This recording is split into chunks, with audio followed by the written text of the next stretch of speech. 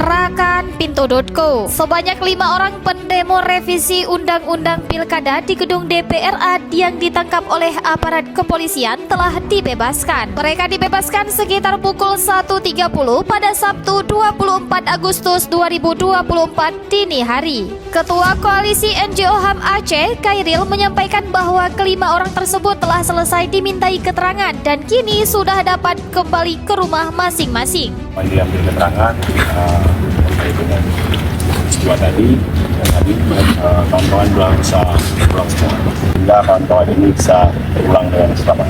Khairil juga mengucapkan terima kasih kepada seluruh pihak yang turut serta mengawal proses ini hingga kelima tersebut bisa pulang dengan selamat. Sebelumnya, sebanyak 5 orang pendemo revisi Undang-Undang Pilkada di gedung DPR Aceh dibawa oleh aparat kepolisian ke Polresta Banda Aceh untuk dimintai keterangan lebih lanjut. Mau tahu berita terupdate tentang Aceh? Baca berita selengkapnya di Pintu.co.